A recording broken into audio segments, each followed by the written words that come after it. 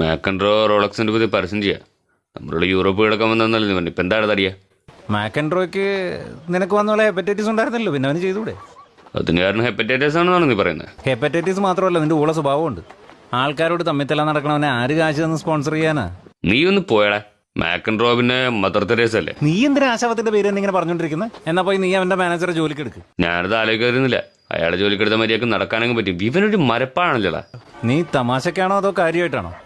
ഞാൻ എന്ത് ചെയ്തിട്ടാ? നീ എന്ത് ചെയ്തിട്ടാണെന്നാ? എടാ ഞാൻ ഇത്രയും പണം ഉണ്ടാക്കിയിട്ടൊക്കെ എങ്ങോട്ടാ പോകുന്നത്? എടാ നീ കാണിക്കുന്ന ഓരോ മണ്ടത്തരത്തിനും ഞാൻ ഓരോ സാധനം എടുത്ത് വിൽക്കേണ്ട അവസ്ഥ ഇപ്പോ. നിക്ക് അങ്ങനെ പറഞ്ഞു ഒരുപാട് അങ്ങോട്ട് മിടുക്കനാവാൻ ശ്രമിക്കല്ലേ. ചെലവ് കുറയ്ക്കാൻ നിന്നോട് ഞാൻ എത്ര നാളായി പറയാൻ തുടങ്ങിയിട്ട്? നീ അതിന് പുല്ല് വില കൊടുത്തോ? നിന്റെ ഒരു മാസം ഫോൺ ബില്ല് എത്രയുടെ കോപ്പ? എന്നിട്ട് അവന്റെ ചെലവ് കൂടുതലാണ്. പിന്നെ ഞാൻ എന്ത് ചെയ്യാനോട് വണ്ടി പിടിച്ച് വീട്ടുകാരോട് പോയി കാണണോ? വേണ്ട, അനിയന്മാരെ എല്ലാ ദിവസം വിളിച്ച് 5-6 സീരിയലിന്റെ കഥ നീ കേക്ക്. അതിനെന്താ കുഴപ്പം? എനിക്ക് കാണാൻ പറ്റാത്തോണ്ടല്ലേ അവര് പറയുന്നത്. എടാ ഇന്റർനാഷണൽ കോൾ വിളിച്ചിട്ടാണോ നിന്റെ മൂഞ്ച സീരിയലിന്റെ കഥ കേൾക്കണത്? എടാ എനിക്കൊരു കോള് പോലും മര്യാദക്ക് ചെയ്യാൻ പറ്റുന്നില്ലെങ്കിൽ നമ്മുടെ കാര്യങ്ങളൊക്കെ പിഴക്കുന്നുണ്ടെന്നല്ലേ എന്റെ അർത്ഥം. ഫോൺ മാത്രമൊന്നുമല്ല, നിന്റെ ഒടുക്കത്തെ ആഡംബരം കാണിക്കാനുള്ള ചെലവ് മാസം മാസം കണക്കില്ലാണ്ട് വീട്ടുകാർക്ക് അയച്ചു കൊടുക്കുന്നത് വേറെ. ഇതൊന്നും പോരാഞ്ഞിട്ട് കുറെ ഊളകളെ വീട്ടിൽ കൊണ്ടുവന്നിട്ട് അതുങ്ങളെ തീറ്റിപ്പോറ്റും. നീ ഇവർ തന്നെ കൂട്ടുകാരെ പറ്റി പറയുന്നു വേണ്ട. അവരില്ലെങ്കിൽ ഞാൻ ഇപ്പൊ ഒരു വിഷാദ രോഗിയെ പോയനെ. നീ ഇവിടെ നിന്ന് ടാക്സി വിളിച്ചോ? നോക്കി കിടക്കാ. ടാക്സിയോ? എന്റെ ആവശ്യമല്ലേ പോകുന്നേ, പിന്നെന്താ കുഴപ്പം? പിന്നെ നിന്നെ കണ്ടിട്ട് നിന്ന് ചിലക്കണ്ട പോലെ മറ്റേടത്തേക്കും പോടാ. ആ പൊക്കോളാണ് നിന്റെയൊക്കെ പറയാന്ന് എന്നെ വേണം പറയാം.